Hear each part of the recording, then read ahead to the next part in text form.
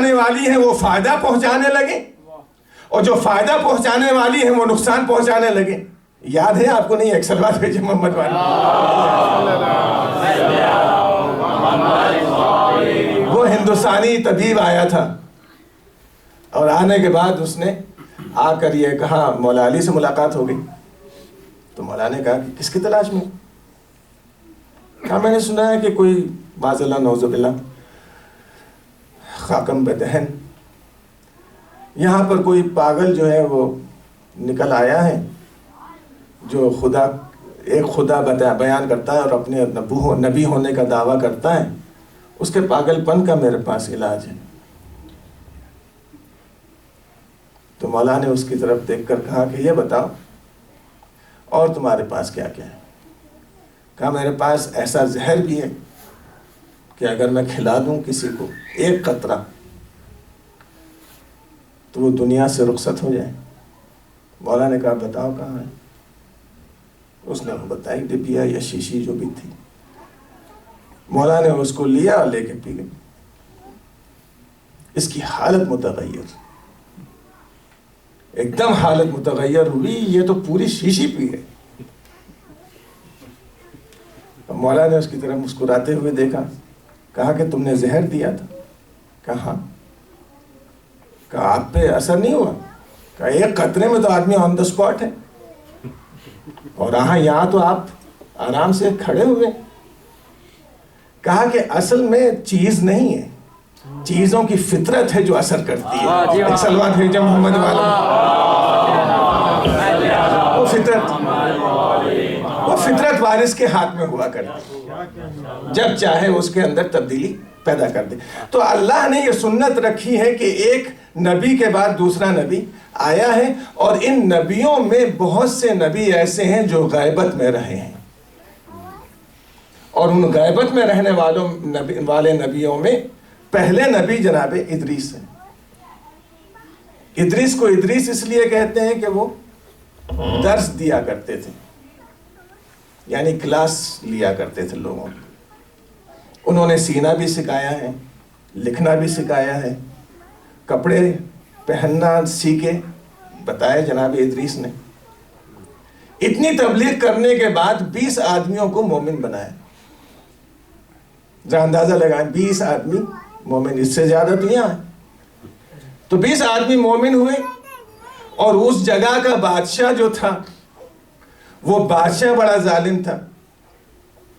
اس کے محل کے پاس ایک چھوٹا سا باغ تھا، اس باغ کا مالک مومن تھا.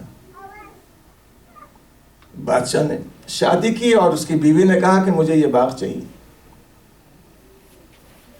بادشاہ نے کہا کہ میں اگر اس باغ کو لے لوں گا تو یہ لوگ مجھ سے منحرف ہو جائیں گے کہ ظالم ہوں.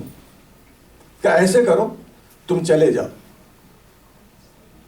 اور اپنی جگہ پر مجھے نامینیٹ کر دو. تمہاری غیبت میں اس مومن کو بھی مروا دوں گی اور باغ کے اوپر بھی قبضہ کر لوں گی. وہ گیا اور اس نے مومن کو مروایا اور مروا کے باغ پر قبضہ کر لیا. ایک مومن کی زندگی کی کتنی بڑی قیمت ہے اس کا آپ اندازہ لگائیں کہ جب یہ خبر جناب ادریس کو خداوند عالم نے وحی کے ذریعے سے دی تو یہ کہا کہ جاؤ ادریس اور اس بادشاہ سے یہ کہو کہ اللہ کے اوپر ایمان لے آئے اور اس مومن کی دیت بھی ادا کرے اور اس کی اولاد اور اس کی کنبے کو اس کے پراپرٹی واپس کرے، اور اگر نہیں کرے گا تو اس کے اوپر عذاب نازل ہوگا. جناب ادریس وہاں جا کر یہ بیان کرنے لگے. اس نے ان کو نکال دیا باہر. جناب ادریس نے کہا پالنے والے اب میں تجھ سے سوال کرتا ہوں، اور وہ سوال یہ ہے کہ ان کے اوپر بارش نازل نہیں کرنا. اور وہ پہاڑ میں غار میں چھپ گئے. 20 سال تک جناب ادریس دنیا سے غائب رہے. بادشاہ مر گیا، بادشاہ کی بیوی کو کتوں نے کھا لیا. بادشاہ بدل گئے، دوسرا بادشاہ آ گیا.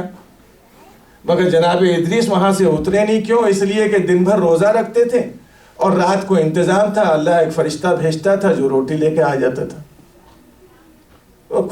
افطار کر کے پھر دوسرے دن. تو یہ قوم ایک اکٹھا ہوئی اور اس نے یہ کہا کہ یہ ادریس کی بد دعا ہے جو ہمیں لگی ہے. اب ادریس کو تو ہم نہیں پا سکتے, چلو آپس میں مل کر ہم اللہ سے گڑ گڑا کر توبہ کریں اور دعا مانگیں. انہوں نے گڑ گڑا کر دعا مانگی, اللہ کی رحمت کو جوش آیا. تو ایک مرتبہ وہی ہوئی جناب ادریس پہ, اے ادریس تمہاری قوم توبہ کر رہی ہے, استغفار کر رہی ہے اور بارش مانگ رہی ہے, مگر میں نے تم سے وعدہ کیا تھا, لہٰذا میں بارش نہیں کروں گا جب تک تم نہیں کہہ دو.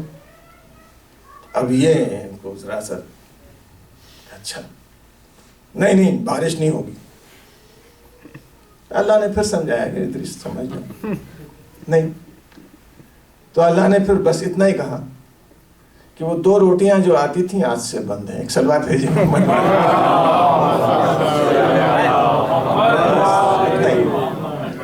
تو ایک دن انہوں نے روزہ رکھا, روٹی نہیں آئی, دوسرے دن, تیسرے دن, تو اب بھوک کے مارے حالت خراب.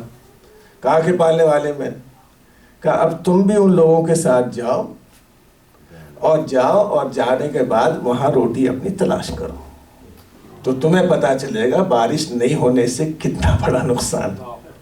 ادریس اترے, پہاڑ پر سے اترے. لوگ تو آپ پہچان نہیں رہے. 20 سال میں قوم بدل جاتی ہے, سوائے آپ لوگوں کے. ایک سلوات بھیجیں محمد.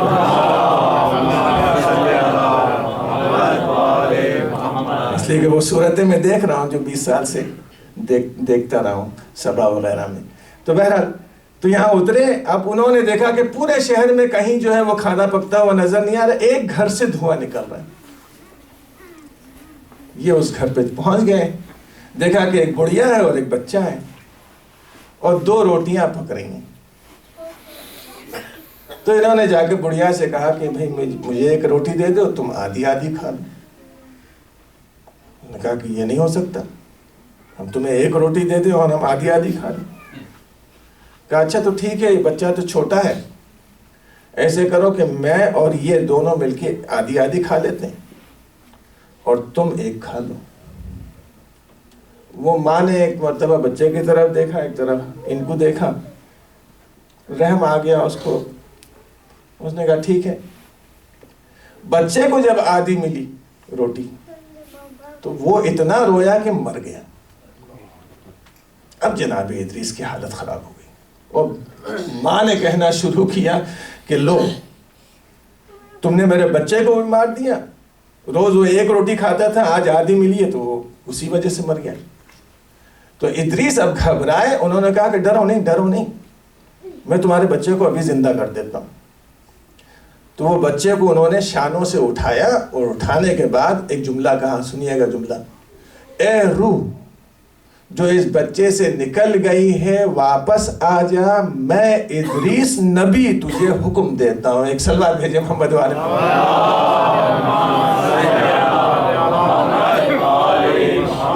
یعنی اپنی نسبت کا حوالہ دے رہے ہیں وراثت کا, اور اللہ سے کہہ رہے ہیں, اللہ کی وراثت لیتے ہوئے روح کو حکم دے رہے ہیں.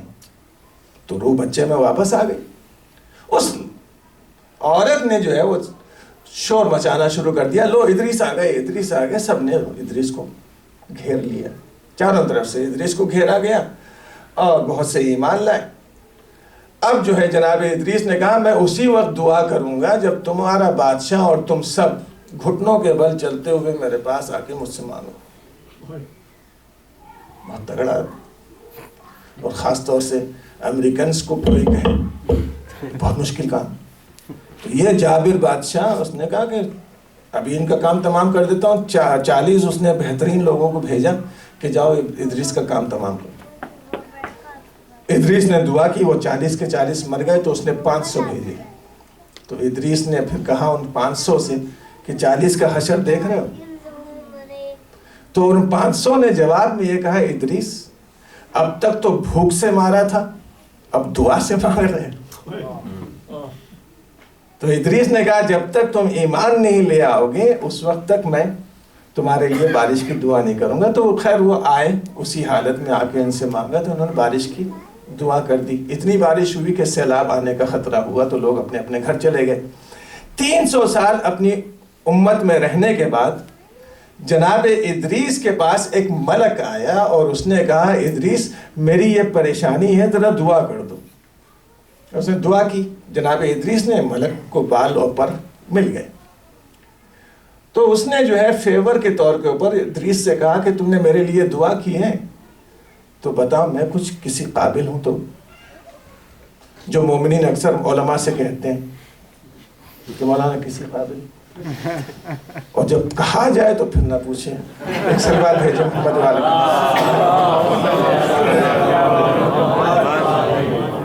اس نے بھی یہ سوچ کے کہ ادریس کیا مانگیں گے مجھ سے, کیا میں کسی قابل. ادریس نے کہا ہاں دیکھو جب سے آیا ہوں ملک الموت سے مجھے بہت ڈر لگتا ہے, اور اس کے ڈر کی وجہ سے میری عبادت جو ہے اس میں کمی ہوتی ہے. ڈر ہوتا ہے تو عبادت میں کمی آتی ہے. تو ایک مرتبہ ملک الموت سے ملاقات کرا دو. اس نے اجازت لی, ان کو اپنے اوپر بٹھایا, لے کر چلا. چوتھے آسمان کے بعد اور 5ویں آسمان سے پہلے ملک الموت سے ملاقات ہوئی اور دیکھا کہ ملک الموت پریشان سے لگ رہے ہیں. تو انہوں نے ادریس نے کہا کہ پوری دنیا آپ کی وجہ سے پریشان ہے مگر آپ کس وجہ سے پریشان. کہا کہ اللہ کا حکم یہ آیا تھا کہ ادریس کی روح چوتھے اور 5ویں آسمان کے درمیان میں قبض کرو, اور میں یہ سوچ رہا تھا کہ وہ زمین پر ہیں یہاں کیسے قبض کروں, اور اب آپ کا جب دیدار ہوا ہے تو مجھے اطمینان ہو گیا. تو روح قبض کی انہوں نے, اور جناب ادریس کا جسم پھر اس میں روح ڈال کر جنت میں پہنچا دیا گیا. اب جناب ادریس سے کہا جا رہا ہے واپس زمین پہ جاؤ, نے کہا کہ نہیں جاتا. ملک الموت ایک ہی مرتبہ روح قبض کر سکتا ہے, 2 مرتبہ تو نہیں کرتا, تو دوسری مرتبہ ظلم ہے. تو خداوند عالم نے ان کو زندہ رکھا ہے. قرآن مجید کہہ رہا ہے کہ وہ زندہ ہیں, اور وہ جناب آدم کے بعد آئے ہیں, جناب نوح سے پہلے. ان کی حیات کے بارے میں کسی کو اختلاف نہیں ہے کہ اتنے سال زندہ کیسے ہیں, اسی جسم کے ساتھ, اسی روح کے ساتھ. تو اگر آپ یہ کہہ سکتے ہیں کہ وہاں کا ماحول ایسا ہے, تو کیا اس اللہ کے اندر قدرت نہیں ہے کہ جو جنت کا ماحول ہے زمین پہ پیدا کرے؟ ایک سلوات بھیجے محمد والے.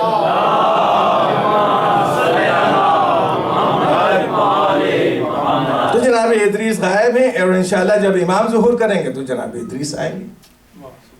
پھر جناب نوح کا میں کہانیاں سنانے لگوں گا تو آپ کو اچھا لگے گا, مگر یہ کہ وقت نہیں ہے.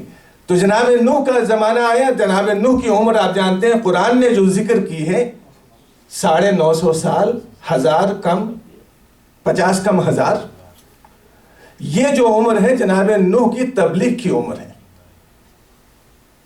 750 سال میں تو وہ مبلغ بنے,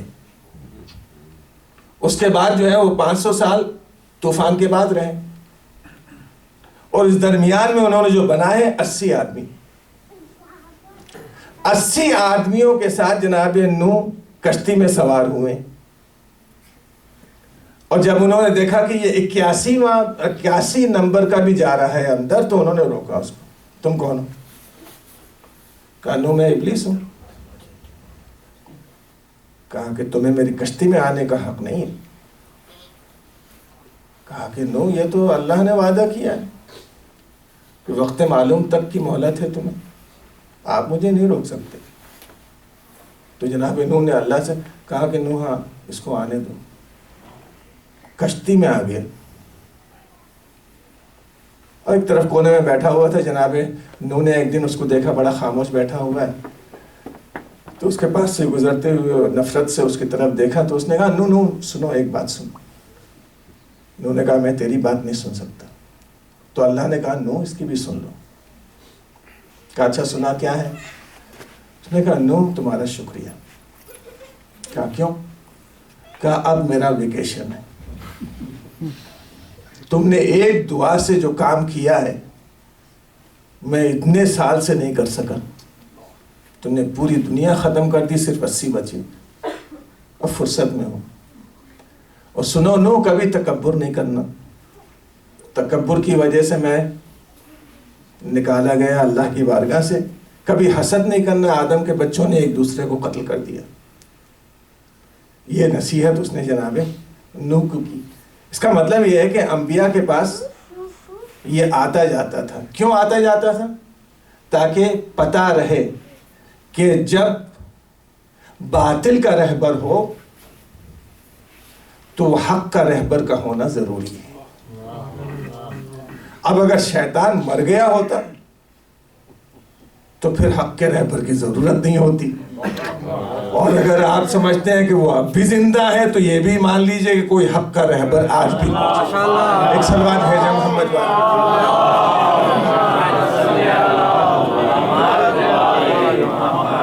تو جناب نوح کے بعد جناب صالح، جناب ہود، جناب ابراہیم، اور یہ پورے واقعات آپ مجلسوں میں سنتے رہے ہیں. مجھے زیادہ تفصیل میں نہیں جانا، مگر ایک سنت ہے جو چلی آ رہی ہے. جناب ابراہیم کے زمانے کے بعد ایک اور نبی آئے ہیں جن کا نام آپ اکثر سنتے ہیں، اور یہ وہ نبی ہیں جن کو الیاس کہا جاتا ہے. الیاس کے زمانے کا بھی بادشاہ بہت جابر تھا، اور سملر ایک اسی طرح کے واقعات ان کے بھی ہیں. مجھے تفصیل میں نہیں بیان کرنا، لیکن اتنا ہے کہ ایک مرتبہ انہوں نے خداوند عالم سے دعا کی اور کہا پالنے والے اب مجھے اپنے پاس بلا لے. تو خداوند عالم نے جواب میں کہا کہ میری زمین حجت خدا کے بغیر، میری حجت کے بغیر نہیں رہ سکتی، تباہ ہو جائے گی. تمہیں رہنا پڑے گا زمین پر. یہاں تک کہ یسع پیدا ہوئے نبی. یسع کبھی نام سنا ہے؟ یہ سین اور عین، یسع. تو انہوں نے یسع نبی کو اپنا وصی بنایا، اور وصی بنانے کے بعد اب خدا سے دعا کی کہ پالنے والے اب تو وصی بنا دیا میں نے. کہا اچھا ٹھیک ہے، وصی بن گیا ہے تو پھر تم اوپر آؤ، اور اس طرح سے کہ 2 فرشتوں کے بازوؤں پر اپنا ہاتھ رکھ کر اوپر بلند ہو. تو پہلے آسمان تک جب پہنچنے لگے تو وہاں سے انہوں نے اپنی ابا یسع کے لیے پھینکی کہ لو تم میرے وصی ہو، یہ رکھ لو. تو ایک بات یہاں سے سٹوری سے یہ سمجھ میں آئی کہ نبی اس وقت تک جاتا نہیں ہے جب تک کہ اپنی جگہ اپنی حجت نہیں چھوڑتا. تو یہ 3 دن تک جو الیکشن ہوتا رہا ہے، اس میں جو مر گیا وہ کہاں جائے گا؟ ایک سلوات بھیجے محمد والے.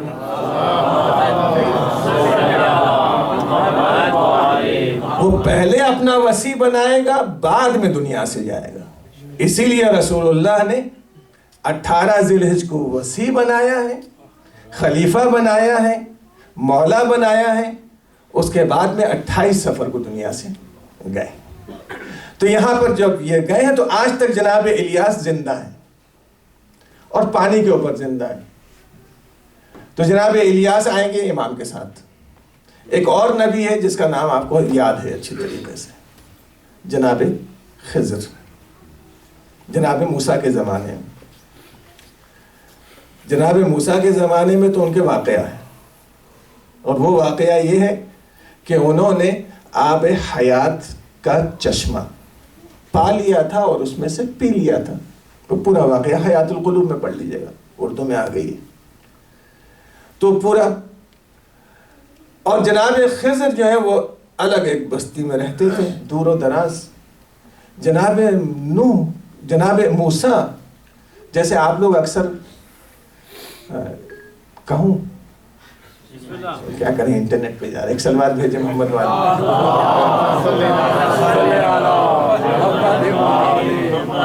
میں ایک جملہ کہہ دوں کہ کسی بچے کو یا کسی مومن کو خراب آپ کرنا چاہیں تو اس کی برائی مت کیجیے گا، اس کی خوب تعریف کر دیجیے، وہ خود ہی خراب ہو جائے گا. ضرورت نہیں مولانا کی اتنی تعریف کر دیں بھر کے کہ پھر وہ محنت ہی نہیں کرنے. ایک صلوات بھیجے محمد والے.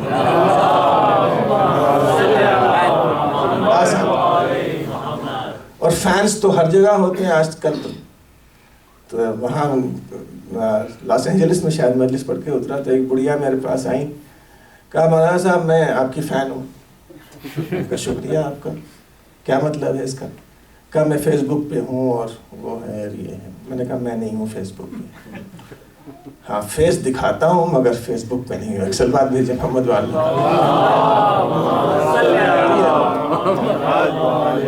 اور یہ میں اپنی بیٹیوں سے کہہ رہا ہوں کہ فیس بک پہ جایا بھی نہیں کریں, اگر ضرورت نہیں ہے تو کیا ضرورت پڑی فیس بک پہ جانے کی. تو اس میں فیس بک پہ صرف چیٹ کرتے ہیں, اور چیٹ کرنا بھی جو ہے وہ اپنے دوستوں سے صرف کام کے لیے تو صحیح ہے, مگر ایسی ویسی باتوں میں چیٹ کرنا جو ہے وہ حرام ہے, جائز نہیں ہے. تو ذرا ہوشیار بھی رہیں.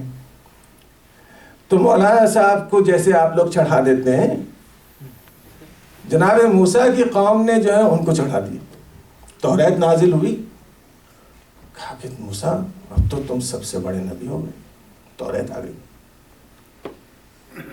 اس بیچارے نے جواب میں کچھ کہا نہیں, دل میں بس وہ دل میں آیا اور امتحان شروع ہو گیا. کہ موسیٰ اچھا جاؤ, جہاں مجمع بحرین ہے, جہاں دو دریا ملتی ہیں, وہاں جاؤ, وہاں ہمارا ایک بندہ ملے گا. ایک سلوات بھیجیں.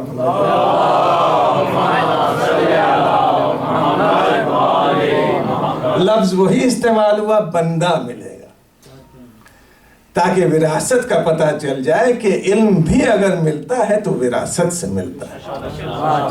اور جس کو اللہ وراثت سے علم دے دے وہ کبھی یہ نہیں کہتا کہ نہیں جانتا. ایک سلوات بھیجے محمد والے.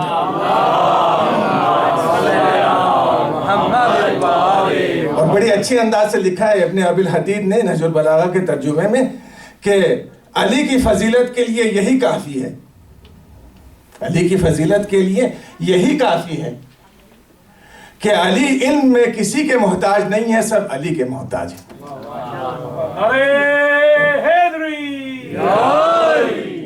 پہنچے, یہ بھی پہنچ گئے وہاں جا کے, انہوں تھک گئے تھے اور یوشع ابن نون سے کہہ دیا تھا کہ بھیا سفر پہ جا رہے ہیں, ذرا انتظام کر لو. انہوں نے کہا آج کل دیکھیں اس زمانے میں کتنا لوگ لحاظ رکھتے تھے کولیسٹرول وغیرہ کا, جانتے نہیں تھے مگر لحاظ ان کے پاس بہت تھا. اب چاہیے تھا کہ وہ بڑی بڑی چیزیں جمع کرتے, دور کا سفر ہے, نہیں, وہ گئے بازار میں ایک مچھلی خریدی, اس کو بھونا, بھون کے اپنے ساتھ میں رکھ لیا, چلی. اور مچھلی جو ہے آپ جانتے ہیں کہ اس میں نہ کولیسٹرول ہے نہ کچھ ہے, صرف غذائیت ہے.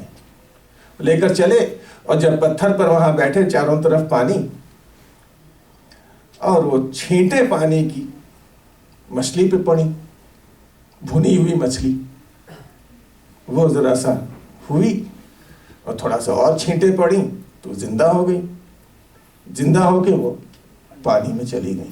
اور کیا ہے, اس نے اپنا راستہ پا لیا پانی میں. کیا مطلب؟ یعنی مچھلی ہمیں بتا رہی ہے صرف زمین پہ راستہ نہیں ہوتے, پانی میں بھی راستے ہوتے ہیں. اور مولانا نے بتایا کہ صرف پانی میں نہیں, آسمان پہ بھی راستے ہیں. ایک سلوات بھیجے محمد.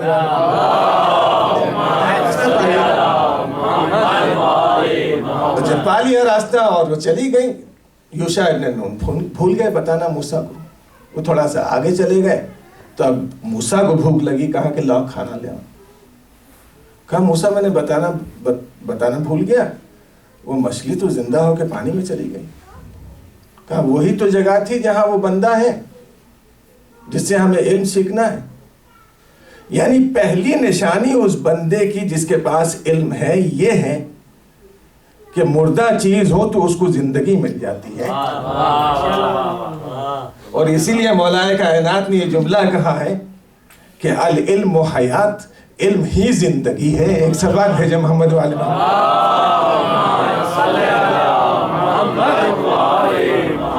وہاں پہنچے تو جناب خضر سے ملاقات ہوئی, اور جناب خضر کا پورا واقعہ آپ کو یاد ہے نا, دہرانے کی مجھے ضرورت نہیں. اس پورے واقعے کے بعد جناب خضر جو ہے امام مولا کائنات کے پاس آئے, پھر امام حسن کے پاس آئے. پھر ایک ایک امام کی خدمت میں آئے، اور ان کو خضر اس لیے کہتے ہیں زمین پر جہاں بیٹھ جائیں وہاں ہریالی ہو جاتی ہے، اس لیے ان کو خضر کہتے ہیں۔ تو جناب خضر کی حیات سب کو معلوم ہے، اور وہ خضر جو ہے وہ آخری زمانے میں کسی کی نصرت کے لیے آئیں گے تو وہ امام عصر اجل اللہ فرجہ الشریف۔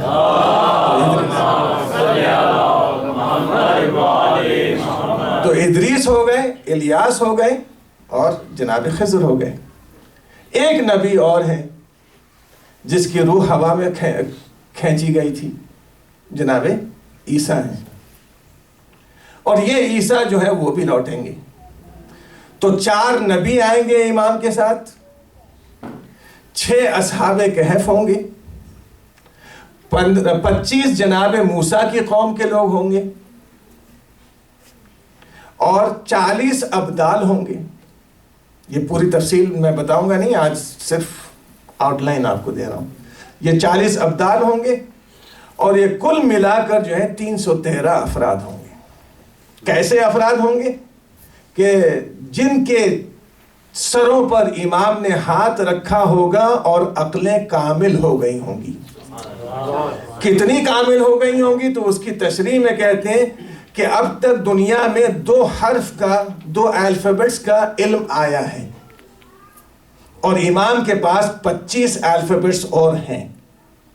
جب امام ان مومنین کے سر پر ہاتھ رکھیں گے تو پورے 27 حروف کے عالم ہو جائیں گے، اور وہ علم کا کیا منظر ہوگا کہ وہ ایک دوسرے کو دیکھنے کے لیے کسی فون یا کسی لیپ ٹاپ کے ذریعے سے نہیں دیکھیں گے، بلکہ فضا ان کے لیے منکشف ہو جائے گی، اور جہاں پر بھی وہ ہوں امام کی زیارت دو بدو کر لیں گے۔ ایک صلوات بھیجیں محمد والے میں۔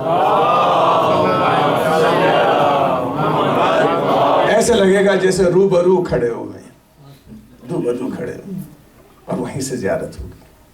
اور میں انشاءاللہ پوری تفصیل کے ساتھ اس لیے نہیں پڑھ رہا ہوں کہ آپ لوگ جو ہے وہ ایک ہسٹری سننے لگتے ہیں تو تھوڑا سا سست ہو جاتے ہیں، اس لیے میں نے آج صرف امام کی غیبت کی نتائج آپ کے سامنے پیش کیے ہیں کہ امام کی غیبت کا نتیجہ یہ ہے کہ ہم امام کے انتظار میں اپنے آپ کو اتنے اچھے اعمال سے آراستہ اور پیراستہ کریں کہ جب ہمارا مولا ظہور کرے تو 313 میں نہ صحیح مگر وہ 10,000 کا جو لشکر ہوگا اس میں ہمارا بھی شمار ہو جائے۔ آپ لوگ ماشاءاللہ سے زائرین بھی ہیں، ابھی گئے تھے کربلا اور زیارت کر کے آئے ہیں۔ آپ نے دیکھا کہ وہاں جوتے رکھنے والے جو ہیں، ذرا آپ جا کے ان سے پوچھیں کہ بھئی آپ ہٹ جائیں، میں آپ کی جگہ پہ جوتے رکھتا ہوں، تو کہے گا کہ 10 سال کے انتظار کے بعد تو مجھے موقع ملا ہے۔ جوتے رکھ رہے ہیں صرف امام حسین کے روزے پر آنے والے زائر کے جوتے۔ ایک صاحب جو میرے قافلے میں تھے انہوں نے جا کر اجازت مانگی، 25 سال کے بعد ان کو وقت ملا۔ یہ کوئی اور چیز نہیں ہے، یہ خاص لگاؤ ہے امام سے، اور جس کو نہیں ملتا ہے موقع وہ وہیں سڑک پر بیٹھا ہوا ہے، آپ کے جوتے آپ سے چھین رہا ہے اور پالش کر رہا ہے اور رو رہا ہے۔ کیوں؟ اس لیے کہ ظاہر ہے امام کا۔ تو اندازہ لگائیں کہ جو صرف ظاہر امام کے لیے اتنا بے چین ہو رہا ہے وہ امام کے لیے کتنا بے چین ہوگا۔ اس لیے آپ دیکھتے ہوں گے جو مومن ہوتے ہیں وہ امام کے لیے بہت بے چین ہوتے ہیں۔ ہمارا امام پردے غیب میں، اور پردے غیب کا مطلب کیا ہے آپ جانتے ہیں کہ پورے واقعات جس کے سامنے آ گئے ہوں، جس نے کربلا کا پورا واقعہ دیکھا ہو۔ اسی لیے زیارت ناحیہ میں جو فقرے ہیں امام کے وہ آپ سنیں، بیویوں کے برہنہ سروں پر سلام،